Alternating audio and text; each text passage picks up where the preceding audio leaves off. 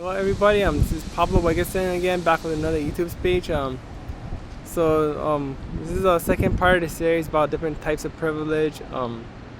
So the first one I just mentioned that, like this whole talk about white privilege, it's in a lot of situations, but not every situation, and male privilege it's in a lot of situations, but not every situation. So I want to expand on that idea, because some of these politically correct, phony justice warriors saying there's a really stupid statement that only whites can be racist, that non-whites cannot be racist because they don't have power, which is a bunch of crap. Have these people been paying attention the last 7.5 years? Barack Obama was president, so they had the power to send the FBI and CIA and all these other agencies to go after people. But even before that, in many cities across the U.S., a lot of these cities already had African American and Latino mayors before Barack Obama became president. Some of the states even had governors of non-European ancestry. I talk about Hawaii, and people actually said this. Okay, I'm not BSing you that only whites have power. I mean, were we still living in the 1940s? Well, I was born in 1980. George Ariyoshi of Japanese ancestry was governor.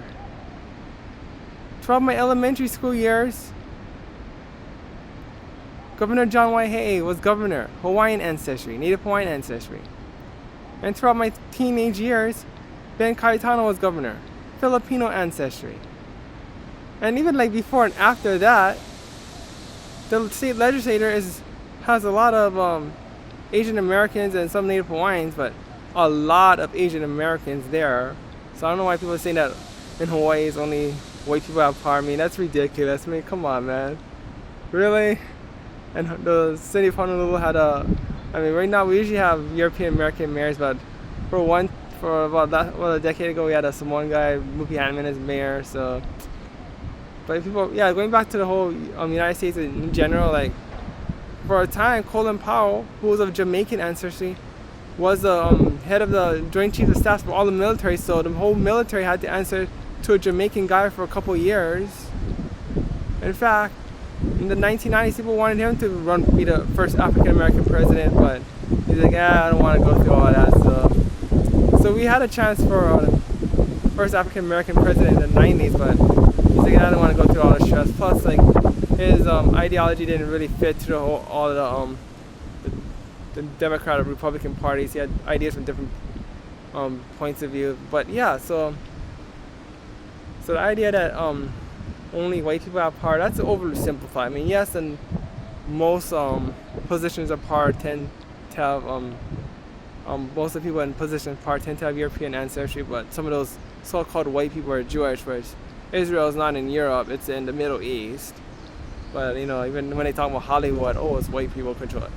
A lot of them are Jewish. I mean, it's not saying anything wrong with that, okay? I mean, don't get me wrong, okay? Nothing wrong with being Jewish. I'm just saying that Israel is not in Europe, it's in the Middle East. So, yeah, so even this idea that that non-whites or people who are not white cannot be racist, it's just a bunch of BS. Plus, I mean, power can be different. I mean, okay, you go to where a lot of homeless people hang out, okay, like at nighttime, okay, like, of course people don't have money to buy Mercedes Benzes or even to have a house. I mean, that's why they're homeless. They don't have a home, but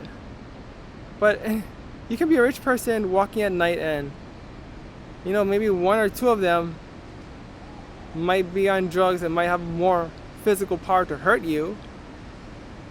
I'm not saying that for all homeless people, but there's a few who are crazy that would have the power to knock you out. See, that's power right there. The power to kill with your own bare hands. Like, you go to see all these riots, like the LA riots, which was started out as a mostly African American riot, but in the end was a lot of Latinos joined in.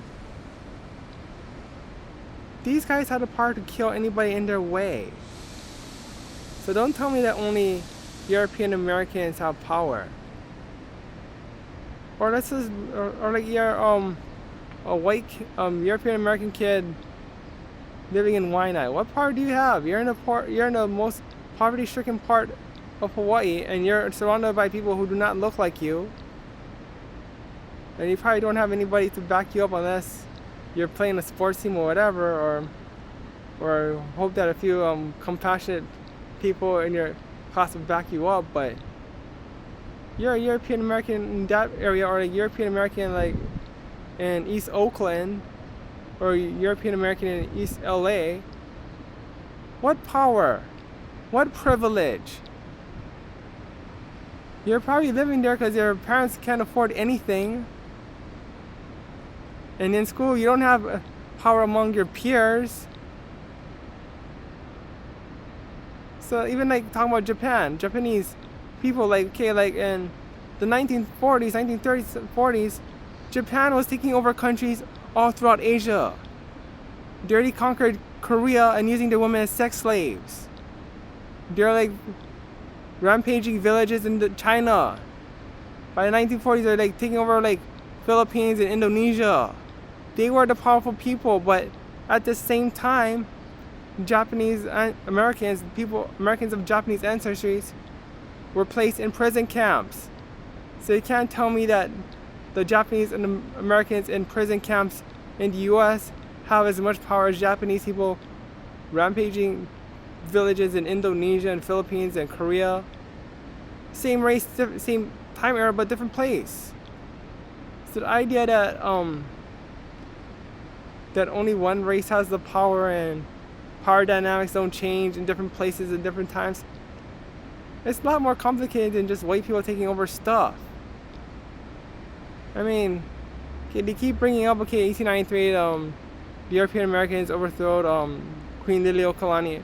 So it's so basically that means that Hawaii got taken over by the European Americans, but at the same time, like the Ottoman Empire was like ruling over a whole bunch of other people. The Turks who were running the Ottoman Empire were ruling over like people of Iraq and Syria and Jordan. So all these different countries being, and yeah, they also at the same time they were killing a lot of people of Armenian ancestry.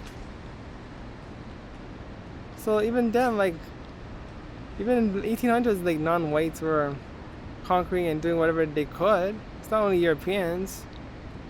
So like yeah, like some Armenian, talking about people of Armenian ancestry, the Kardashians, they're all of Armenian ancestry, like, but they're not the same people. They're not living in the same era as those people who are Armenian people getting killed by the Turks in the Ottoman Empire. So totally different context. So you don't think that the Kardashians are rich? They are rich, but at the same time, in different era, they would have been the ones getting slaughtered, or at least their ancestors getting slaughtered in what is now Armenia and Turkey, because the Ottomans rule all over those areas. So see, there's we're talking about white privilege is like as if it's just an easy concept. Things are much more complicated than that. But the reason I'm bringing this up because I remember on Facebook, this one European American woman was like, I think she was mad because she was being threatened for being by someone called her effing Howley, and they threatened her, and then you got this Asian American girl from who came from Pennsylvania preaching to her, like whites have the power and all that. Hello, Hawaii.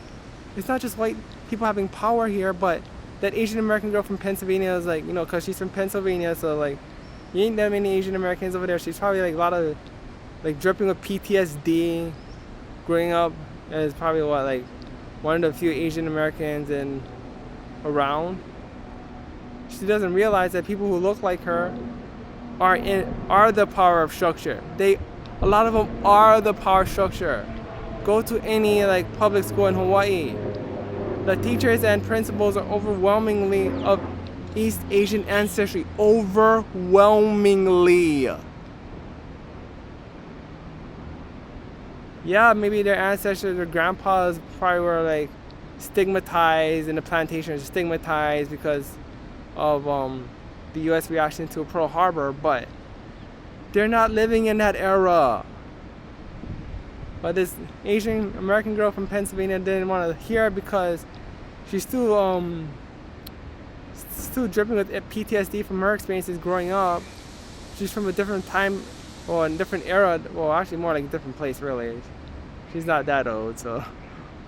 yeah, like it's just different geographical region growing up, so she didn't understand that in here, people who look like her are the power structure. Of course, not all Asian Americans in Hawaii have power. I mean, a lot of the recent immigrants are living in low-income neighborhoods, and some of them are being picked on by Pacific Island, and those people, some people have Pacific Island ancestry. So again, just because someone who looks like you is a principal, someone who looks like you is a teacher, doesn't mean that you have the power.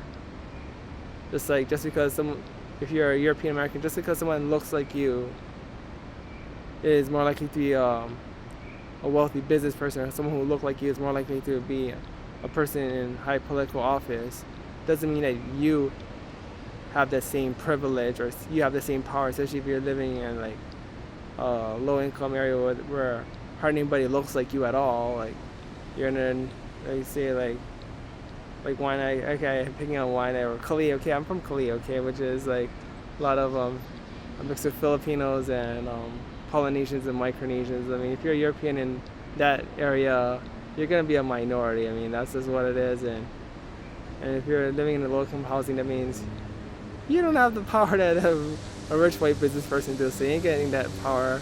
You're not getting that privilege. So all this talk about white privilege is just overly simplified. Okay, I spent a lot of time on race, gender privilege again. Yeah, so of course men tend to have more political power. Men don't have to usually, well, not don't have to, but they're less likely to get raped but then if you're in a prison, yeah, you might get raped, especially one of the weaker guys, or you just don't have anyone to back you up. But even then, like, hey, like girls, like if they cry, like there's someone to comfort them. But if it's like a boy, like usually the other boys call them a fag or a wuss or sissy. See, like girls are like more likely to less likely to be stigmatized for showing vulnerability, whereas boys try to go to great lengths to deny that they have vulnerability. So see, like, yeah, that's where kind of males don't have less privilege than females and that, or like boys are less likely to, or more likely to be stigmatized to wearing a dress, or more likely to be stigmatized for wearing pink or purple. Girls, they can just wear pink or purple and wear a dress anytime they feel like it. Whereas boys, they would scare themselves for getting beaten up or teased or whatever. I mean, of course, you all know Prince was a man who like didn't care about that, but not most men don't even have that self assurance or self confidence. I mean, look at this rapper Young Thug.